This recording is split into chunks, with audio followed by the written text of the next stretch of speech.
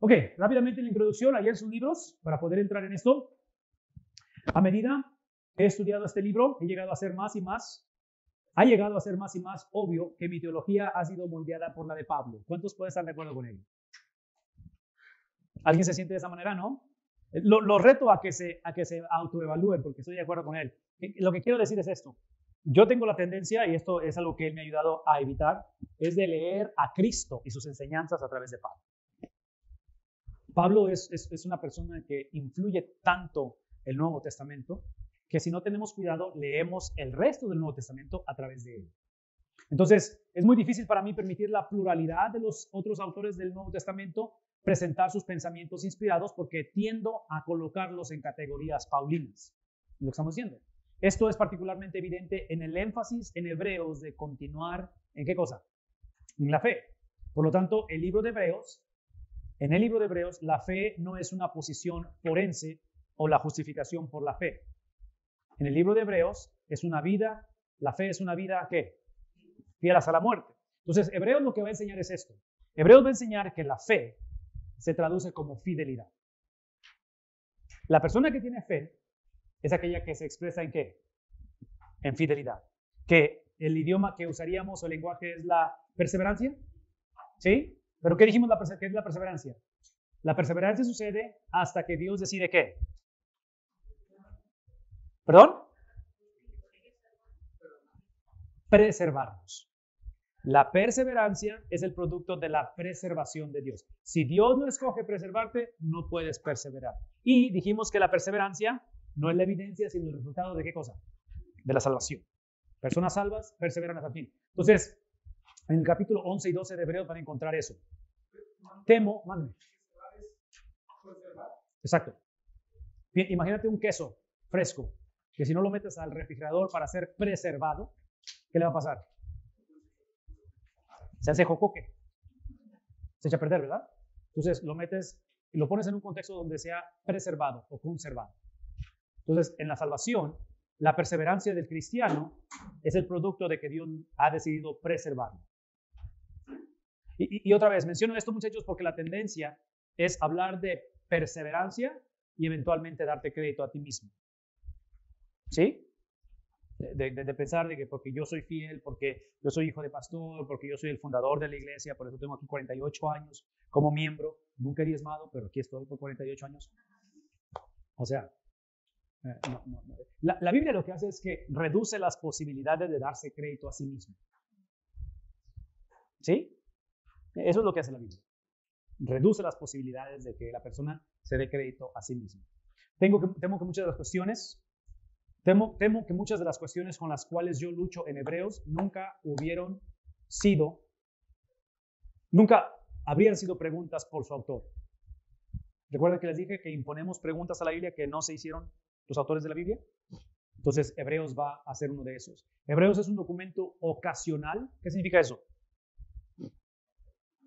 Que es un documento ocasional. Y otra vez, eso es traducción. A lo mejor la traducción no es la más acertada aquí. En particular, hay algo específico. Algo hizo que el autor de Hebreos escribiera Hebreos. ¿Me explico? Algo hizo. Es una ocasión, algo específico, como todos los libros del Nuevo Testamento. Debo permitir que el autor hable, aun cuando él o ella me hace sentir incómodo. Tengo que dejarlo que hable. ¿Me explico? Es el trabajo del intérprete. Tengo que dejarlo que hable. Aun cuando él o ella no emplea mis categorías predilectas o aún las hace pedazos radicalmente. Aun cuando me reta a cosas que no quiero. No me atrevo o no debo de atreverme a sustituir mi teología sistemática por un mensaje inspirado de un autor del Nuevo Testamento. ¿Qué está diciendo?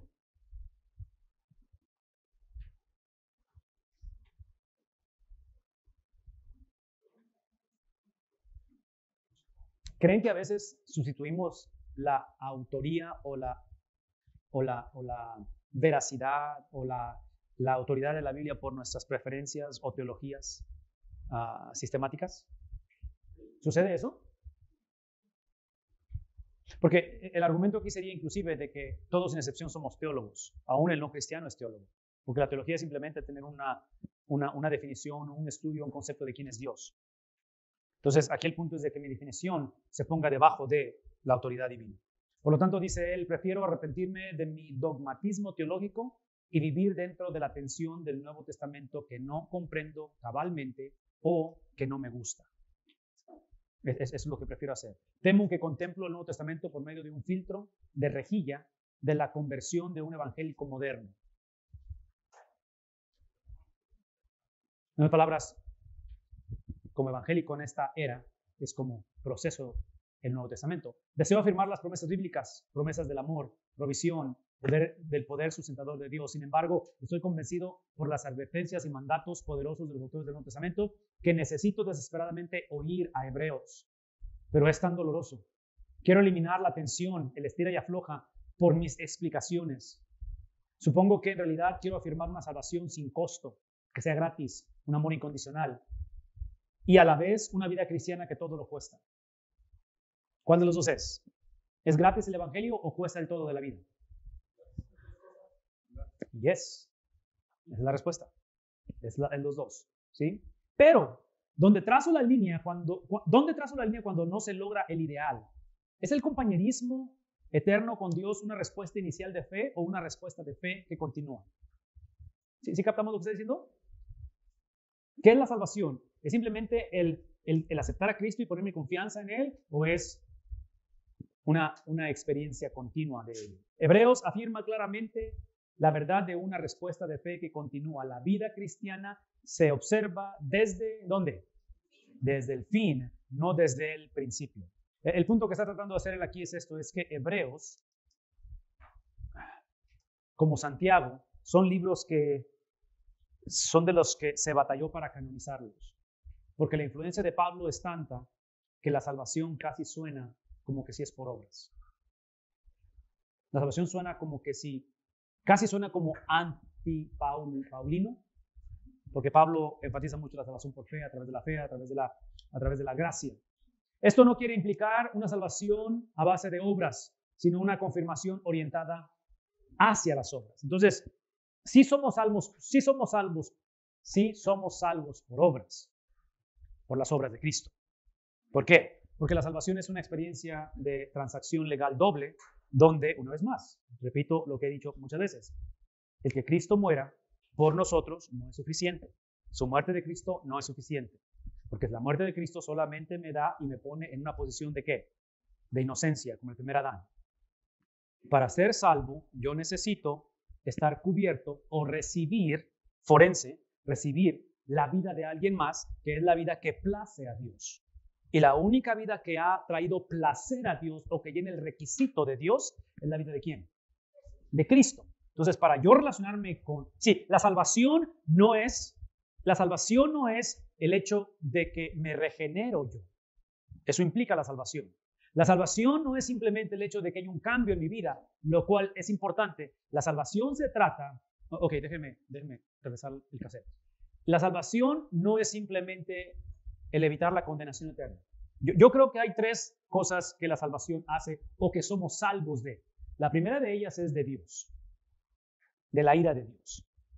La primera cosa que somos salvos, en otras palabras, el problema de nuestra cultura es que hoy en día le tememos a Satanás, al infierno, a la llorona y a no sé quién más le tenemos miedo. Pero al único que debemos de temer es a quién. Entonces el problema que tenemos hoy en día es una falta de reverencia a Dios. En mi mente me traslado a la imagen, a la narrativa de los evangelios cuando Cristo está tomando una siesta y está en medio de la tormenta. Y finalmente lo despiertan y le dicen, le reclaman, ¿cómo es posible que duermas cuando perecemos? Y ellos, con ese temor de perecer, es que Cristo se levanta, calma la tempestad, hace que cesen las aguas, todo se calma. Y los discípulos pasan de temer a la muerte a un pavor incontenible de decir, ¿quién es este que aún... ¿Qué es el punto aquí? El punto es de que se dan cuenta que están ante la presencia de ¿quién? De Dios. Entonces, muchachos, y otra vez, algunos de ustedes van a salir fuera del país y obviamente tienen relaciones con personas de otros países, pero a veces es difícil no darle la razón a la cultura musulmana, no en doctrina, pero en actitud, porque ellos detestan el cristianismo secular que vivimos, donde no reverenciamos a Dios. No estoy diciendo que el musulmán está en lo correcto, pero parte de los distintivos de esas prácticas religiosas es una vida de mucha disciplina y de mucha reverencia al Dios que alaban. Y no estoy implicando que es el Dios de la Biblia, ¿verdad? Simplemente estoy diciendo de la reverencia que tiene. Entonces, ellos critican y estas cosas que para nosotros marcan con mucha, que me gustaría contradecirlos, pero otra vez, muchas veces no se puede contradecir porque somos irreverentes ante la presencia de Dios. Entonces, salvación es primeramente de Dios, salvación en segundo lugar es de mí mismo, porque el enemigo número uno de mi persona, ¿quién es? Soy yo. Y lo último es Satanás.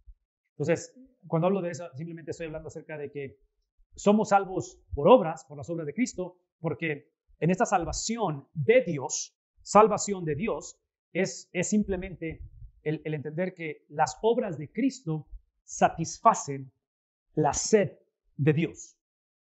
Entonces, cuando Cristo dice consumado es simplemente que se llegue al punto en el cual el Padre es satisfecho.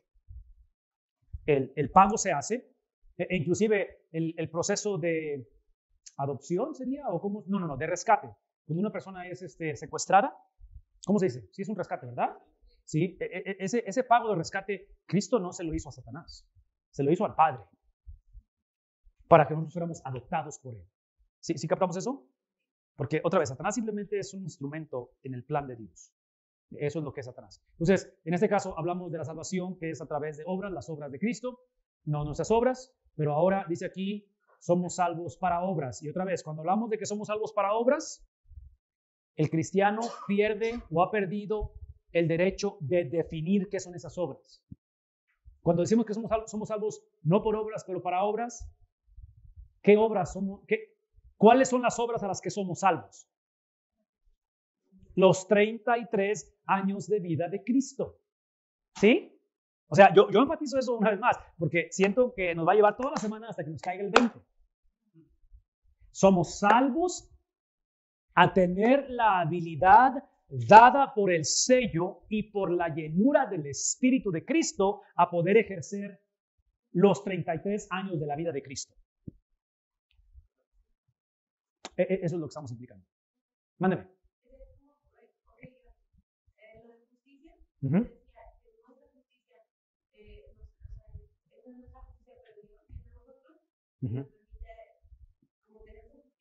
Claro, es dada a nosotros. Sí.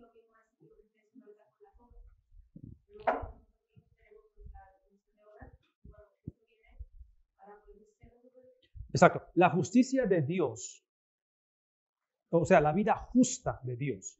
Cuando hablo de justicia, estoy hablando de una vida sin pecado perfecta, que satisface al Padre, el cumplimiento de la ley, que nadie pudo cumplirla antes, ¿verdad? O sea, la ley nunca fue dada para ser cumplida. La ley fue dada como un diagnóstico que nos recordara que no podemos cumplirla, que necesitábamos a alguien que la cumpliera por nosotros. Si aparece ese alguien, la cumple en perfección, el Padre es satisfecho, esos 33 años de vida en perfección, cuando Él resucita, y por eso la resurrección es extremadamente importante, es crucial y fundamental. La resurrección de Jesús entre los muertos es esa transición legal que inició el viernes cuando Él murió y su expiación nos da acceso a ser perdonados y ser posicionados como el primer Adán. Pero cuando Él resucita, esa resurrección de entre los muertos es ahora la transacción en su totalidad, donde ahora sus 33 años son puestos en mí. Porque cuando yo entregué mi vida a Cristo, Él entregó su vida a mí. Entonces, típicamente predicamos un evangelio o hemos creído un evangelio donde decimos, entrega tu vida a Cristo para que Él te perdone. Y no lo vuelvas a hacer, muchacho malo, pórtese bien. Ese es el evangelio que predicamos. Simplemente, y si acaso lo haces, acuérdate de 1 de Juan, que es 1:9, que si confesamos sus pecados, Él es fiel y justo, ¿para qué? Para darnos otro manazo. Ya no lo vuelva a hacer. Así predicamos el evangelio. Eso es lo que hemos dicho, porque se trata de simplemente modificar nuestra conducta, quitarnos los tatuajes que nos pusimos, nunca más arete. ¿Me explico? O sea, hablamos de una modificación de conducta, lo cual no estoy en contra de eso, obviamente. No estoy en contra de modificar la conducta, pero voy a decir una vez más, en la salvación lo que adoptamos no fue una mejor versión de nosotros. En la salvación lo que se nos dio, al nosotros transferir nuestra vergüenza, nuestro pecado, nuestra maldad no nuestros errores, porque hoy en día la gente dice, no es que fue un error, no, es pecado. ¿Ok? Lo que se nos transfirió a nosotros es los 33 años de conducta, de perfección de Cristo que está en nosotros. Habita en nosotros eso. Se llama Espíritu Santo. No lo hagamos muy misterioso el asunto. ¿Sí me explico? Entonces, cuando hablamos de la justicia de Dios, estamos hablando de una vida que es justa, que es perfecta, que su caminar, que fue lo que satisface o satisfizo al Padre, nos es dada a nosotros. Ahora, si esto es cierto, ¿se dan cuenta que eso implica que ahora existe más culpabilidad, opresión para el cristiano que no actúa o piensa como cristiano? Porque si la salvación es nada más modificar la conducta y eventualmente tener en la vida un retorno como Pedro, como David, ¿me explico? De que se nos van las cabras y de repente regresamos otra vez al Evangelio. Si pudiéramos empezar, por eso Hebreos es crucial, porque Hebreos inicia con el final en mente. Hebreos dice, cuando inicies tu relación con Cristo, así debe de verse. En lugar de decir, bueno, échale los kilos y pues, a ver cómo nos va. Y pues, órale, no me juzguen, porque no soy perfecto, ¿verdad? No. Cristo es el modelo. Y si Cristo no lo aprueba, no lo hacemos. Si Cristo no lo hizo, no lo hacemos. Si Cristo no lo dijo, no lo decimos. Si Cristo no lo pensó, no lo pensamos. Si Cristo no lo... ¿Sí me explico? Eso es lo que significa ser cristiano. Es obvio que no es como funciona, no es como sucede todo el tiempo, porque esa perfección, esa justicia ha sido depositada en un contenedor que es imperfecto, que es nuestro cuerpo. Es el estira y afloja de todos los días, ¿no es cierto? Ok, entonces, ¿respondí a tu pregunta? ¿No respondí a tu pregunta? ¿Sí, más o menos? ¿O están más confundidos? Sean honestos. Mándenme. Sí, hermano. Dime.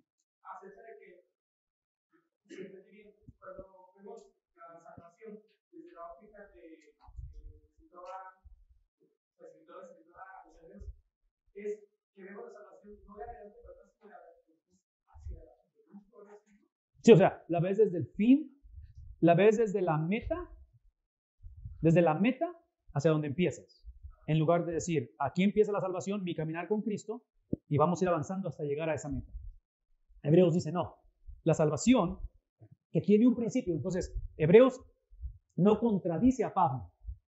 Hebreos simplemente está diciendo, Pablo típicamente la salvación la ve desde el principio.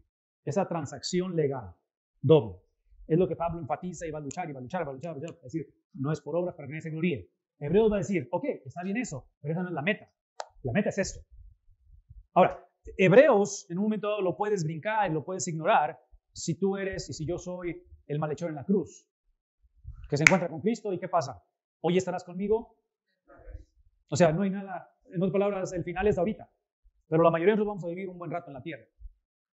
Entonces, la pregunta es, de aquí a cuando tengamos 80, 90, 70, 40, cuando lleguemos a morir y lleguemos a esa etapa donde se acaba nuestro peregrinaje en la vida, ¿bajo qué principios seremos juzgados? ¿Bajo qué principios seremos procesados ante el tribunal de Cristo como hijos de Dios? Y tiene que ser bajo esa meta. Y esa meta son 33 años de vida de un radical, de un judío carpintero que vivió aquí hace 2000 años. Es lo que va a argumentar Hebreos. ¿Sí? ¿Respondo a la pregunta, hermano? Ok, déjenme nada más este párrafo y nos vamos, porque es la 1 de la tarde. Obras no son los medios de la salvación, sino el resultado de la salvación. La semejanza a Cristo, piadosa, fiel y diaria, no es algo que hacemos, sino lo que somos. ¿Sí? No es más. Similitud a Cristo no es lo que hacemos, es lo que somos. Porque una vez más, porque los 33 años de vida fueron dados a mí en la experiencia de salvación. Si no hay una vida de fe que cambió y que sigue cambiando, si no hay una vida de fidelidad, déjenme retomar esa, porque otra vez, pensar en fe, la gente dice, yo tengo fe, tengo fe. Todos tienen fe. Pero es una vida de fidelidad que me cambió y que me está cambiando, entonces no hay una evidencia de qué cosa? De salvación. No hay una seguridad. ¿Para quién? Para el creyente. Entonces, Hebreos va a argumentar que lo que hace que el creyente se sienta seguro en Cristo es el ser fiel hasta la muerte. Pero aquí es donde tengo que darles un paréntesis antes de que se llenen su vientre de comida. Cuando Hebreos dice que el cristiano, su seguridad o su confianza está en una vida de fidelidad, yo pienso que para esas alturas ya saben a dónde voy con esto. Hebreos no está hablando de nuestra fidelidad. Hebreos está hablando de la fidelidad de ¿quién? ¿De quién? De Cristo. La pregunta es esta, porque otra vez, Hebreos está viendo la salvación desde la meta, no desde donde inicia la carrera. Entonces, Hebreos está diciendo esto. La meta está basada en una vida que es fiel. Pero como al principio de la carrera, lo que se te dio no fue una mejor versión de tu persona. ¿Qué es lo que se te dio? Los 33 años del fiel, del único que ha sido fiel. Entonces, cuando Hebreos dice que la meta o la seguridad, la garantía, la certeza de tu salvación está basada en una vida de fidelidad, Hebreos no nos va a dar margen, como es el resto de la Biblia, a pensar que estamos hablando de la fidelidad de la iglesia en ese tiempo o de la fidelidad de hoy, de nosotros. Génesis capítulo 15. ¿Quién caminó sobre esa sangre? ¿Solo o con Abraham? Entonces, el pacto está basado, aunque incluye a Abraham, pero está basado en ¿quién? Entonces, la fidelidad que demanda Hebreos como el producto de tu salvación no es tu fidelidad, pero es la fidelidad de ¿quién? De Cristo. Entonces, lo que me da la garantía de mi salvación o mi certeza de mi salvación no es una vida fiel. ¿Es la vida fiel de quién? Entonces, fe, lo que la fe es simplemente tener la habilidad dada por Dios de confiar que Cristo es confiable. Eso es la fe. De que Dios me da esta habilidad sobrenatural que aun cuando mis sentidos, el olfato, el tacto, el oído, la vista, el gusto, me dicen que no hay esperanza en el reporte médico, no hay esperanza en el matrimonio, no hay una situación que esto cambie, es irreversible lo que ha pasado, el daño no lo podemos ni siquiera procesar. Dios te da la habilidad de confiar de que la fidelidad de Cristo no es un evento histórico que se celebra en Navidad ni en Semana Santa. De que la fidelidad de Cristo no es simplemente algo digno de ser puesto en medios sociales o hacer una película de él. De que la fidelidad de Cristo es lo que va a sostener mi vida, como sostuvo esta iglesia, esta gente, hace 2000 años, para que la salvación sea ejercida en un contexto de persecución. Y eso, muchachos, tiene que ser un descanso grandísimo hoy en día, porque el yo descansar en la fidelidad de Cristo es lo que me da la habilidad de yo ser fiel a Cristo. ¿Sí explico? Entonces, mi fidelidad es incluida como fue incluida mi libre albedrío de decidir aceptar a Cristo. Pero ¿quién me dio la habilidad de aceptar a Cristo? ¿Quién cambió la predisposición del corazón del hombre para decirle sí a Cristo? No lo cambió el hombre. El hombre no tiene la habilidad de poder decir yo necesito a Dios. ¿Me explico? Entonces, cuando hablamos otra vez de predestinación y hablamos de la última elección, la gente se pone nerviosa con ello porque implican, sin saber que lo están implicando que cuando Dios obra en la vida del hombre, le quita su habilidad de decidir. Dios nunca le quita al hombre su habilidad de decidir porque el hombre fue creado en el libro de Génesis. ¿Qué dice la palabra? Que Dios sopló y fue un ser viviente. Implica que tiene la habilidad de decidir, tiene un compás moral en él. Lo único que hace Dios es que cambia la predisposición de cómo decide. ¿Sí vemos la diferencia? Entonces, nunca perdemos la habilidad de decidir. Simplemente que cuando Dios obra, cambia la predisposición, la tendencia, la inclinación de lo que, una vez más, un agente forense nos heredó. Adán nos heredó una predisposición. ¿Cuál es la predisposición que Adán nos heredó? Rebeldía. ¿Me explico? De la cual no nos quejamos, nos encanta pecar. O sea, no podemos decir, ay, Adán, ¿cómo se te ocurrió? No, le damos vuelo al hacha, nos encanta pecar. No seamos cínicos. Pecamos porque lo hemos heredado, como es exactamente la justicia de Cristo. La hemos también, ¿qué cosa? Ha sido transferida. Entonces, si se pone a pensar, es transferencia sobre transferencia sobre transferencia en ese proceso en el cual hemos sido salvos. Pero el punto que quiero que se lleven ahorita antes de irse a comer es simplemente recordar esto, que cuando Hebreos habla de una vida de fidelidad, no está hablando de nuestra fidelidad. Está hablando de la fidelidad del que fue fiel hasta la muerte. Aquel que el Padre lo sostuvo, porque el Padre sostuvo al Hijo, ¿no es cierto? Cristo estaba muerto. y el Padre lo toma dentro de los muertos y por voluntad del Padre, ¿qué hace con el Hijo? Y esto es un misterio porque no podemos separarlo, simplemente podemos hablar de sus distintivos en ese aspecto. Ok, concluyendo con esta sección que estábamos hablando, déjenme nada más tocar el tema otra vez de Hebreos, la seguridad. Dice aquí, el tener la seguridad de la salvación o el hablar de la seguridad de la salvación, el propósito es de que sea el compañero en la vida de ¿qué? En esta ocasión tiene que ir a la par de la fe, ¿sí? Es una vida de fidelidad. Entonces, lo hemos dicho que es seguridad de la salvación acompañada con perseverancia, ¿sí? Es simplemente el juego de palabras. No simplemente una aserción teológica inicial en la cual carece de un estilo de vida. ¿Sí? O sea, no nada más de que, creo que soy salvo y tengo la seguridad y que nada me separa del amor de Dios y eso implica que podemos hacer lo que queramos. No. Mi oración es que dejemos que este autor, inspirado por el Nuevo Testamento, nos hable claramente y no releguemos Hebreos a una nota teológica al pie de la página de una rejilla de teología sistemática. En otras palabras, que no sea nada más Hebreos algo que va a confirmar lo que yo creo, sino que sea la inversa, ya sea que sea calvinista o sea armeniana. Independientemente de cuál sea nuestra perspectiva en ello, dejemos que Hebreos hable a nuestra vida. Las percepciones iniciales que él va a poner aquí, otra vez esto es de su libro, es que emplea textos del Antiguo Testamento interpretados por la hermenéutica rabínica, lo cual implica que este libro debe ser interpretado a la luz del judaísmo rabínico del primer siglo, no del pensamiento occidental moderno. Otra vez, se los dije hace rato, para ellos la Biblia es el Antiguo Testamento y obviamente tienen una manera de pensar única en el contexto de ellos. Este libro comienza como un sermón y termina como una carta. Es posible que sea una homilía de sinagoga convertida en una carta. El autor llama su libro una palabra de exhortación, Hebreos 13:22, hace referencia a esto. Este es un comentario perspicaz del Nuevo Testamento, del Nuevo Pacto, sobre el pacto de Moisés, lo cual implica una vista muy autoritativa del Antiguo Testamento, una comparación del Viejo Pacto con el Nuevo Pacto, el único libro del Nuevo Testamento que llama a Jesús nuestro sumo sacerdote. Este libro está lleno de advertencias contra el recaer. Si entendemos el término recaer, resbalar, ¿sí? O de retornar al judaísmo, ya sea el resbalar o el regresar al judaísmo. Aunque es una generalización muy amplia, es provechoso contemplar a Pablo con su énfasis en la salvación como una obra acabada del soberano Dios. ¿Qué significa eso? ¿Qué es una obra acabada? No hay nada más que hacer. ¿Sí? En Cristo la obra es completa, afirmando la seguridad como una verdad inicial. La seguridad no es como la meta, es el principio de ello.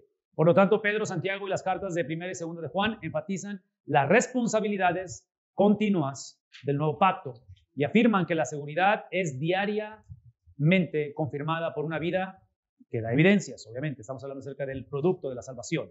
El autor de Hebreos está enfatizando una vida de fidelidad, el capítulo número 11, y afirma la seguridad desde una perspectiva de cómo termina la jornada. Simplemente estamos afirmando lo que hemos dicho ya, lo que hemos estado enfatizando. El pensamiento racional occidental moderno tiende a polarizar esas perspectivas, mientras que los escritores del Nuevo Testamento, por un autor divino, obviamente la inspiración, quieren mantenerlas en tensión y afirmar todo. No es una u otra, es todo. Por lo tanto, la seguridad nunca es la meta, sino ¿qué cosa? Es asociado con una fe activa en las promesas de Dios. Pero una vez más, ¿qué es la fe? ¿Qué es lo que dijimos que es la fe? Es la habilidad dada por Dios de confiar en la confiabilidad de Cristo, de que Cristo es confiable, de que no solamente lo que dijo, pero también lo que hizo es suficiente para que dentro de nosotros, aun cuando sea fe como un grano de mostaza, ¿sí me explico? O sea, hay un momento en el cual la fe lo que hace es que enfatiza el objeto de tal fe. Si se pone a pensar en la vida de Jesús, Jesús fue muy agresivo, muy intencional en enfatizar la sumisión y la obediencia al Padre Celestial. ¿Se dieron cuenta de eso? Es clásico de Jesús. No hablo mis palabras, hablo lo que Él me da a hablar. Marcos 1:15, muy temprano en la mañana sale ¿a qué? A orar. Entonces Cristo siempre tiene esa necesidad de una comunión íntima con el Padre. Entonces, regresando a esto, simplemente es hablar de que la seguridad nunca es la meta. Entonces, tengamos cuidado en que prediquemos un evangelio que la meta es simplemente tener esa certeza, esa seguridad, esa cuestión de que somos salvos. Nada malo con esa certeza, pero debe de llevarnos a expandir, a proclamar, a vivir, a expresar la fidelidad, no de nosotros, pero la fidelidad de Cristo a través de nosotros. La siguiente sección es la paternidad de ello, a quién se le da el crédito, a quién se le considera. Hablamos de que es parte de escritos cristianos autoritativos ya en el segundo siglo. Va a dar una lista de ejemplos de algunos de los padres de la iglesia, algunos de los hombres que influenciaron obviamente la formación de las doctrinas que tenemos hoy en día. Aparentemente fue un creyente judío de la segunda generación, capítulo 2, versículo 3. Va a usar referencias a la Septuaginta, emplea procedimientos antiguos del tabernáculo, escribe usando la gramática y sintaxis griegas clásicas, lo cual obviamente nos habla de una persona que fue preparada o fue educada en esto. Déjenme llevarlos a los destinatarios rápidamente, ¿ok? Esta sección a los hebreos se dirige al pueblo hebreo y por lo tanto está escrito para todos los judíos. La evidencia interna, siguiendo este libro de No Easy Salvation, que significa no salvación malbaratada o fácil, afirma que se dirige a un grupo específico de creyentes judíos o a una sinagoga. Entre paréntesis, y no lo busqué otra vez, pero yo sé que lo tengo. Cuando hablamos de sinagogas, a ver, déjenme ver si está aquí está. Cuando hablamos de sinagogas y tocamos la tabla del tiempo, la línea del tiempo del Antiguo Testamento, yo no sé si ustedes recuerdan esto, pero especialmente regresando a la cuestión de los exilios, ¿sí? Les dije que Asiria es quien conquista a Samaria, ¿en qué año? 722, y encontramos a los babilonios.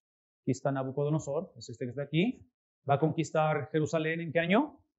586. Entonces, ¿cómo se dice? Exilios, ser expatriado, ¿verdad?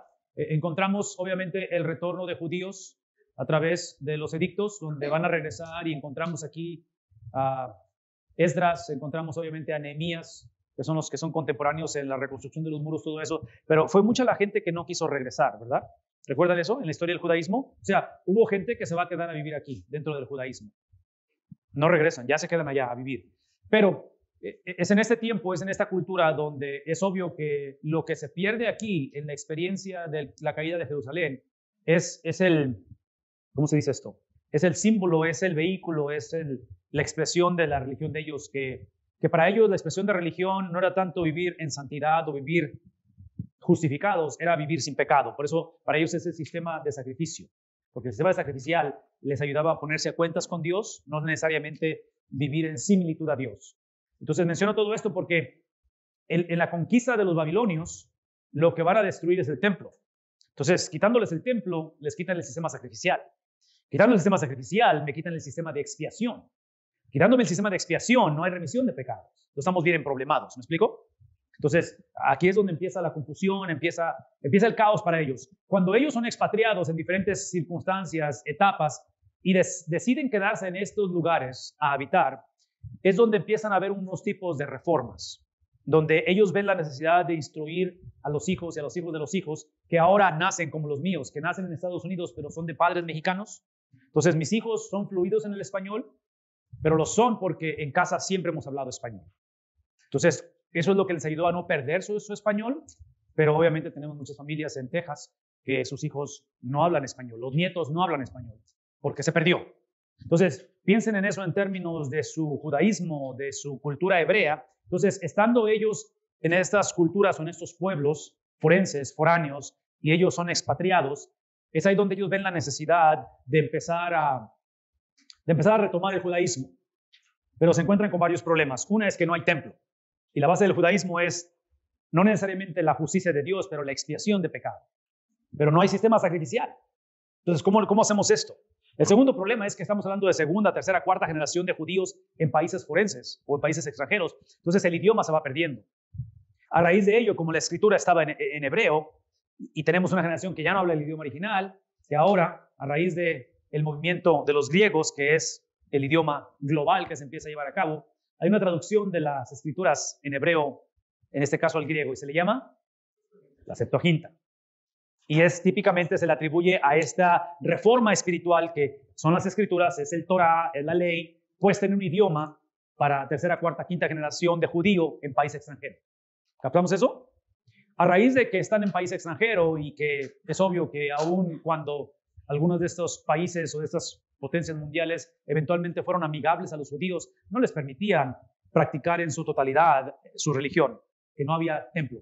Entonces empezaron a construir lo que se le conoce como sinagogas. Entonces es de este tiempo que vienen las sinagogas.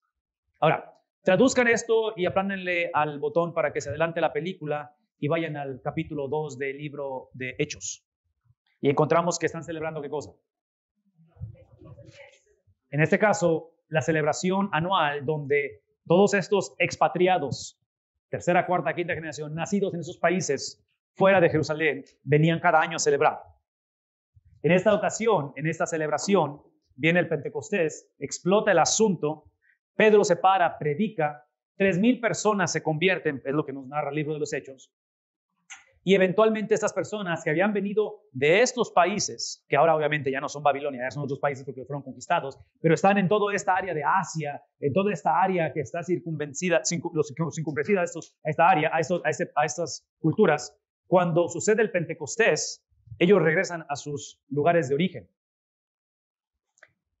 Y muchas o varias de las iglesias que fueron iniciadas, que ahora son cartas, epístolas del Nuevo Testamento, fueron iniciadas por algunas de estas personas, que no sabemos su nombre necesariamente, pero son el producto de que cientos de años de atrás, a raíz del exilio, fueron forjados a tener la Septuaginta, la traducción. Entonces, el mensaje continuó a través de las edades. Crearon o fueron forzados a tener sinagogas en estas áreas, no en Jerusalén, en estas áreas. ¿Me explico?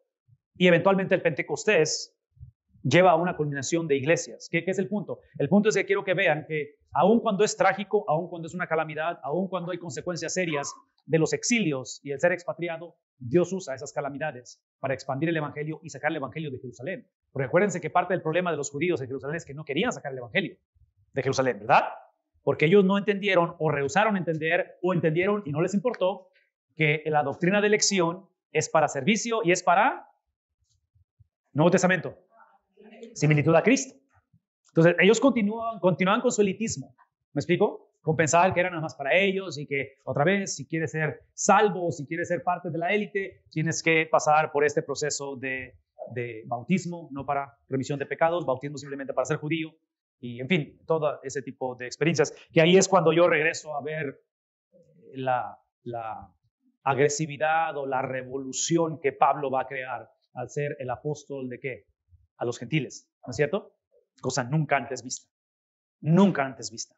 Porque el gentil es el enemigo, el gentil es el que por ellos estamos así. Clásica, ¿verdad? Que echamos la culpa a alguien más. Por ellos estamos así. Esos.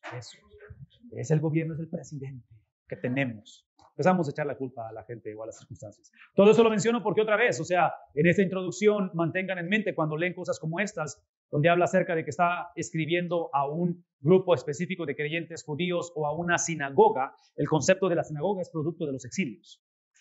¿Sí? Entonces, mantengan eso en mente. Parece que son creyentes judíos debido a las numerosas citas del Antiguo Testamento, porque está hablando un lenguaje común de ellos, y los temas tratados. Y vamos a hablar acerca de ellos. Ahí están algunos pasajes que pueden ustedes ver internamente para evidencia de ello. Habían experimentado algo de persecución. Hebreos 10:32, 12:4. El judaísmo fue reconocido como una religión legal por las autoridades romanas, mientras que más adelante, en el primer siglo, el cristianismo fue considerado ilegal cuando se separó de ¿qué cosa?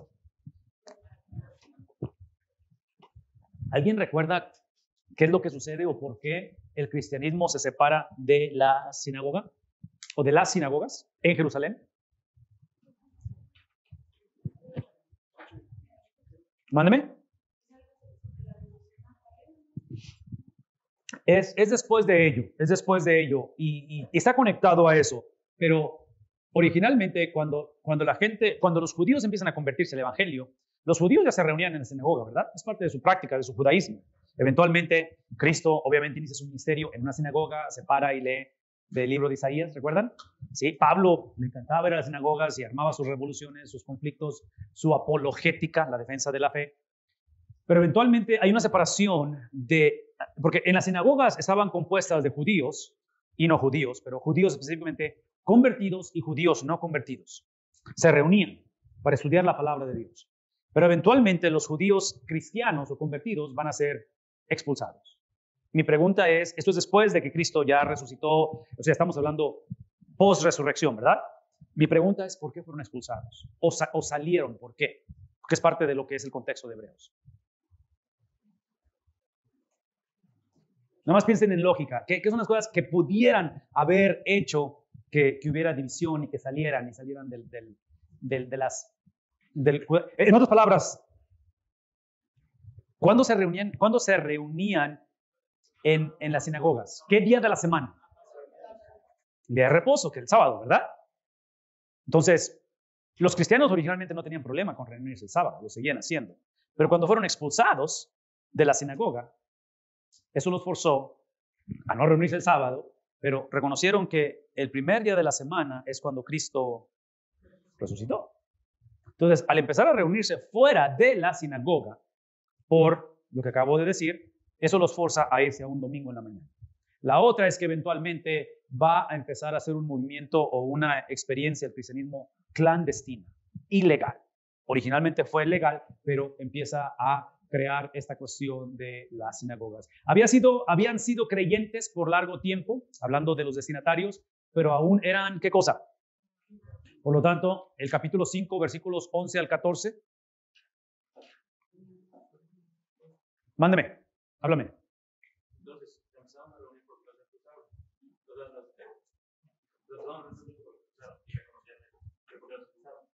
¿La expulsión de ellos? Bueno, otra vez, porque empezó a haber conflicto entre las creencias. Porque parte del judaísmo, o sea, obviamente había judíos no convertidos, que cuando empiezas a hablar acerca de la resurrección de Jesús, empiezas a adorar a Jesús y a verlo como el Dios, Mesías, Dios encarnado, empieza a haber distinción en todo ello.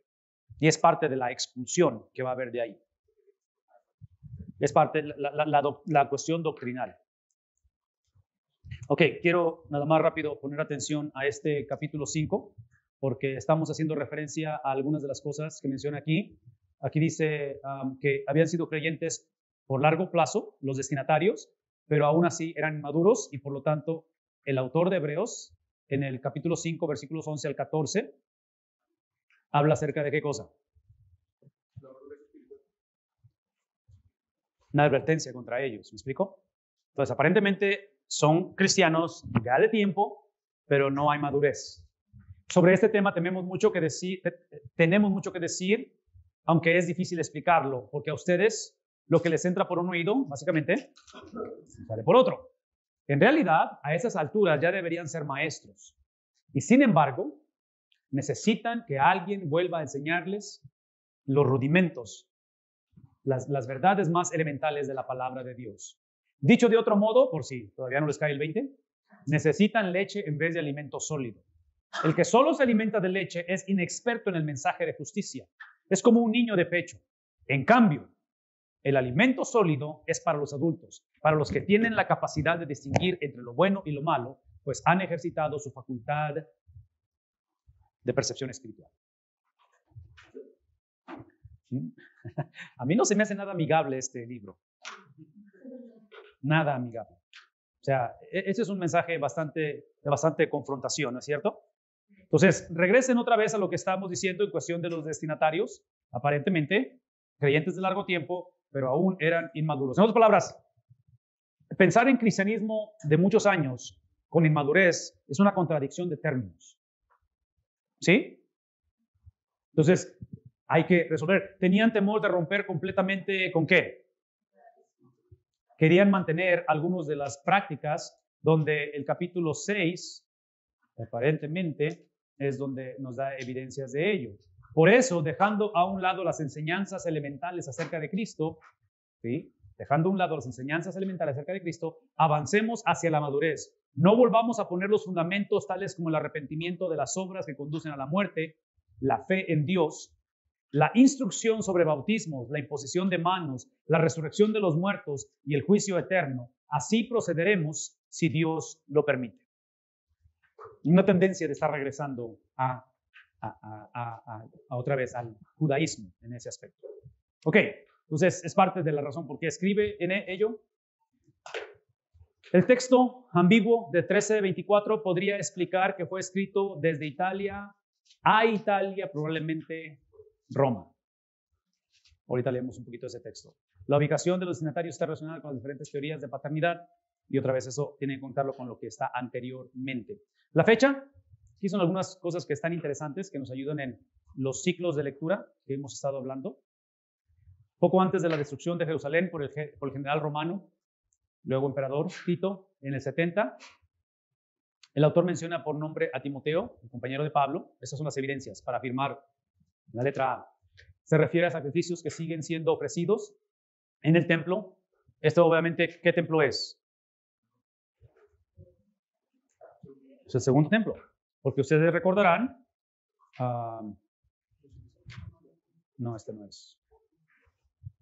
Ustedes recordarán que, okay, aquí está. Cuando hablamos del periodo no intertestamentario, del periodo post-exílico, ¿sí? O sea, después de los exilios, cuando estamos hablando aquí de la caída de Jerusalén en el 586, y hablamos de esta etapa después del exilio, o sea, en otras palabras, cuando encontramos el retorno de judíos a Jerusalén y encontramos esta etapa, nos vamos a dar cuenta que Zorobabel va a ser parte de la construcción del segundo templo, ¿sí? Entonces, piensen en esos términos porque restauran el sistema sacrificial, obviamente es lo que estamos hablando aquí, y entonces se refiere a sacrificios que siguen siendo ofrecidos en el templo. Entonces, ese tipo de lenguaje o de prácticas que menciona el 8:13, 10, 1 al 2 de Hebreos, es lo que hace que el autor ponga el libro antes del 70. Porque en el 70, ¿qué sucede con el templo el segundo templo? Es destruido otra vez, ¿sí? Entonces, encontramos la destrucción del templo. El autor menciona persecución, que puede ser la época de Nerón. Anima a los lectores a no retornar al judaísmo y sus ritos. Y las evidencias para ponerlo después del 70 es que emplea ritos del tabernáculo, no los del templo de Herodes. El autor menciona persecución, que se va a agudizar después del 70, y otra vez posiblemente de Nerón, posiblemente bajo Domiciano. Ok, esta es la sección que es importante, todo es importante, pero esta es la que para mí, el propósito de cada libro, y otra vez voy a enfatizar esto y disculpen que repito las cosas que digo, pero siento que es importante que las repitamos, es que esta es la copia del panorama. ¿Recuerdan eso? Panorama del Nuevo Testamento. No existe en español todavía, pero se va a traducir al español. Pero en la vista panorámica del Nuevo Testamento, les dije hace un momento, es simplemente esa sección que estamos leyendo ahorita en cada libro. Entonces, por decir, en el caso de Mateo, que inicia aquí, introducción de Mateo, básicamente es el mismo formato, autoría, que es lo típico que encuentran en los vistazos generales de ello. Básicamente es lo mismo, pero cada uno de ellos llega a un punto en el cual habla destinatarios, bosquejo estructural, ¿sí? O sea, esto viene siendo lo más importante, cómo va a poner el bosquejo él. Entonces, eso es más lo uso como ejemplo para que regresen conmigo porque aquí está el propósito del libro. Esta sección es la que yo les decía a ustedes que forza al lector, antes de entrar en la división de párrafos, antes de entrar en todas estas, bosquejar el libro, lo ves desde arriba para entender por qué fue escrito. De tal manera que como empezamos a bosquejar, empezamos a delinear, empezamos a entrar en la cuestión de las experiencias circunstanciales o históricas, hacemos referencia a esto. El propósito es que los cristianos judíos fueron exhortados a dejar la sinagoga e identificarse públicamente con la iglesia. En otras palabras, que salieran del entorno en el cual se habían mantenido o habían simplemente como camuflajeado, es el concepto, donde se mezclaban con el resto del judaísmo. Entonces es tiempo de que tienen que salir y el 13:13, hablando de estas evidencias internas, si ustedes ven su Biblia ahí, el 13:13 habla acerca de eso, donde dice en el 13, por lo tanto salgamos a su encuentro fuera del campamento llevando la deshonra que él llevó. Y esta obviamente las exhortaciones, ya está terminando él de hablar, o ella, quien haya escrito esto, y habla acerca de que salgan, de que tienen que dar ese testimonio. Entonces es uno de los propósitos de que hay que hacer una confesión pública acerca de Jesús. La letra B, los cristianos judíos fueron exhortados a asumir el mandato misionero del evangelio. Obviamente aquí es donde encontramos el paralelismo que hemos hablado, porque observen Mateo 28, Lucas 24, Hechos 1, versículo 8. Entonces es otro de los propósitos. Cuando ustedes leen Hebreos, mantengan en mente que el propósito o la escritura tiene que ver con que salgan y con que evangelicen. Hay que llevar el evangelio a las naciones.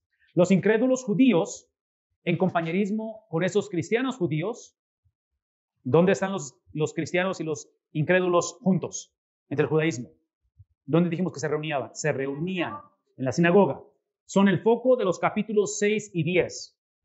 Nótese la presencia de tres grupos. Nosotros, ustedes y ellos fueron advertidos a responder a la evidencia abundante y clara en la vida de los amigos cristianos y coadoradores. Entonces, aparentemente, el capítulo 6, el capítulo 10 va a hacer un énfasis en los judíos que todavía no se entregaban al Señor. Ahí él va a presentar algunos argumentos y menciona otra vez del libro No Easy Salvation, que habla de una reconstrucción histórica. El problema no fue el de la tensión entre la mayoría cristiana o el cristianismo mayoritario y la minoría que no era cristiana. Lo opuesto a ello era la verdad. Los cristianos judíos de esta congregación habían comprometido de tal manera su fe. La palabra comprometido está hablando de que la habían... Esa traducción es correcta. Está hablando de que la fe de ellos la habían puesto en una situación cuestionable, de mal testimonio. Entonces está diciendo, los cristianos judíos habían puesto su situación donde de tal manera que su fe y sentido de mayordomía, que los dos grupos podían adorar juntos como una congregación. Entonces Hebreo está diciendo, no pueden estar juntos, porque no están adorando al mismo Dios.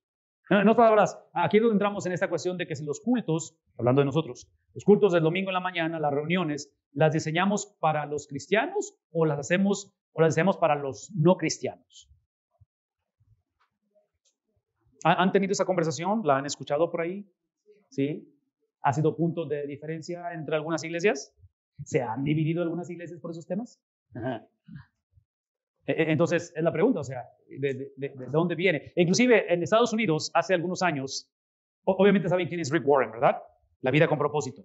Hay un contemporáneo de Rick Warren que hizo otro tipo de movimiento de ministerio, que en inglés se le llama Seeker Movement.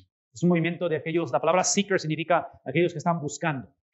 Entonces, el nombre de él es Bill Hybels, y él es del estado de Illinois, de Chicago, de aquella área de Chicago, Illinois.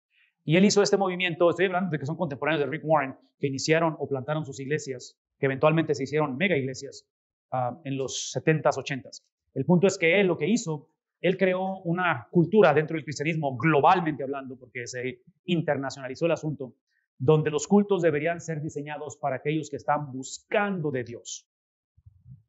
¿Están oyendo el lenguaje que estoy usando? ¿Qué es el problema con lo que acabo de decir? ¿Cómo? No es que no lo buscan, es que no pueden buscar a Dios. En otras palabras, el concepto es bueno, la teología es mala. Porque los que somos seekers, buscadores, somos los cristianos. Los cristianos tenemos la habilidad de buscar a Dios. El no cristiano no puede buscar a Dios. ¿Sí? Entonces, decir que los cultos van a ser diseñados para los que están buscando a Dios es simplemente un sinónimo de decir los cultos son diseñados para los cristianos. Es lo que están diciendo. No están diciendo eso, pero es lo que están implicando, pero no lo saben. Porque volvemos a esto, porque están presentando un cristianismo que casi es toda la obra del Espíritu Santo, pero el hombre tiene que ver un poquito con salvación. ¿Me explico? Entonces, un poquito es muy malo. El hombre no tiene nada que ver con salvación. El hombre solamente tiene la habilidad de responder a la obra sobrenatural de Dios, de cambiar la disposición del corazón del hombre. Ya lo expliqué eso, ¿verdad? Entonces, una vez más, no estamos quitando y no estamos diciendo que la soberanía, la elección de Dios le quita al hombre su habilidad de escoger. No estamos diciendo eso. No creemos en eso. El ser creados a la imagen de Dios simplemente implica que el hombre tiene la habilidad de escoger, pero porque nosotros recibimos y heredamos una injusticia humana a través de Adán, no justicia, pero injusticia, somos hijos de Adán, donde una transferencia legal, ¿se me explicó? Donde nuestro pecado no nos hace pecadores, sino porque somos pecadores es que pecamos. Es por eso que nosotros, aunque querramos buscar a Dios, no podemos, no tenemos la capacidad de buscar a Dios. Entonces, esa terminología de que diseñar cultos para aquellos que están buscando a Dios es simplemente la iglesia. Son los cristianos, son los que buscamos a Dios. Ok, no sé si eso quedó claro, pero, y no recuerdo por qué está conectado a esto, pero simplemente es la cuestión de que Hebreos está pidiendo, está llevando a que no mantengan esa cuestión de que pueden adorar juntos en congregación. Ninguno de los dos grupos molestaba la conciencia del otro. La predicación del grupo cristiano ya no resultaba en la convicción y decisión de parte de los miembros inconversos de la sinagoga. Los cristianos estaban en un estado de estancamiento por causa de su indisposición de aceptar las demandas completas de una vida cristiana valiente. ¿Sí ven lo que está sucediendo? O sea, llega un momento en el cual el hecho de estar reuniéndose o ser parte de un sistema que eventualmente no está expresando o viviendo en su totalidad el mensaje del evangelio es un problema. Entonces, otra vez, okay, ustedes están por irse a trabajar con iglesias, ustedes por primera vez se van a meter en iglesias, van a ser asignados, han sido asignados, tal vez vienen de iglesias, y estoy hablando de las iglesias, de dónde vienen. Esa es opinión personal, basado en la Biblia, pero opinión personal de cierta manera. Yo considero que hay tres cosas que hace que una iglesia sea una iglesia, o que un grupo eventualmente sea no una iglesia, o una plantación eventualmente sea una iglesia, y que cuando falta uno de ellos, esa iglesia deja de ser iglesia. ¿Se me explicó? Entonces, yo creo que la primera es obvio, es la centralidad del evangelio. ¿Qué es el evangelio? Es simplemente la persona y la obra de Cristo. El evangelio es simplemente creer lo que Cristo dijo de sí mismo. ¿Qué dijo él de su persona? El evangelio no es lo que yo pienso que Cristo es. Lo que yo pienso es importante, involucra el intelecto. Pero el evangelio es simplemente afirmar lo que él dijo de quién. No de mí. Ese es el evangelio de prosperidad. ¿Me explico? Porque el evangelio nunca se trata de mí. ¿Se trata de quién? Se trata de Cristo, desde un principio hasta el final. Entonces, el evangelio es simplemente afirmar lo que él dijo de sí mismo. Y obviamente es abrazar y es imitar y es, otra vez, recibir lo que él hizo. No solamente lo que dijo, no solamente lo que es o lo que fue Cristo, pero qué es lo que hizo. Por eso hablamos de la doble transacción, ¿verdad? Entonces, eso es lo primero. Tenemos que predicar el evangelio, la persona y la obra de Cristo. La segunda cosa son las ordenanzas. Hablamos del bautismo y hablamos de la cena del Señor.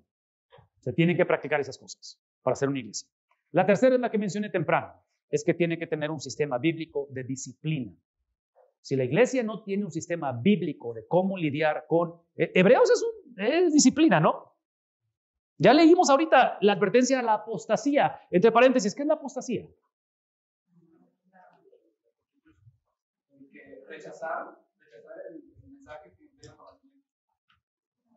la Deliberadamente, o sea, no accidental, deliberadamente decir no al evangelio. Es aquellos que aparentaban ser, pero que nunca fueron. Entonces, en este caso, cuando hablamos acerca de esto, o sea, vean cómo está concluyendo. Los cristianos estaban en un estado de estancamiento por causa de no tener la disposición de ¿qué? De aceptar las demandas completas de una vida cristiana valiente. En otras palabras, empezaron a crear su propia versión del cristianismo, es lo que está diciendo. ¿Sí? Lo empezaron a contextualizar de acuerdo a las circunstancias, de acuerdo a, en fin, es una cosa en la cual empiezan a perder el propósito por el cual fueron salvos. Empezaron a perder, otra vez, el propósito de la elección o la salvación. Antiguo Testamento es para servicio, Nuevo Testamento es para similitud a Cristo. Los incrédulos judíos habían llegado a estar endurecidos por el rechazo continuo hasta el punto de una total indiferencia. Estos grupos habían llegado a ser ahora compañeros compatibles de cama. No tenían nada en común, pero vivían como si tenían todo en común. ¿Sí? Es lo que está diciendo aquí. Es por eso que la renuencia del grupo cristiano de ir adelante a la perfección, capítulo 6, versículo 1, fue motivada por dos fenómenos. Estima elevada por las tradiciones del judaísmo y la indisposición de pagar el precio de la identificación total con el cristianismo, el cual estaba llegando a ser más y más un movimiento gentil. Todo esto está basado en este libro de No Easy Salvation, de ahí lo está tomando él. El bosquejo es el que obviamente estamos siguiendo aquí, y de ahí nos lleva, adivinen a qué, al ciclo de lectura 1. Entonces, aquí es donde él nos invita y dice, ese es un comentario de guía, de estudio, lo cual significa que usted es responsable por su propia interpretación de la Biblia. Cada uno de nosotros debe andar en la luz que tiene o que posee. Usted, la Biblia y el Espíritu Santo son prioridad en la interpretación. Usted no debe ceder este privilegio a un comentarista ni a él mismo. Lea un libro bíblico, en este caso Hebreos, entero en una sentada, exprese el tema central del libro entero en sus... Lo que está haciendo está hablando de lo que ya dijimos. Simplemente lo está poniendo en el orden que debe de ser. Ya entramos ahora sí en el libro.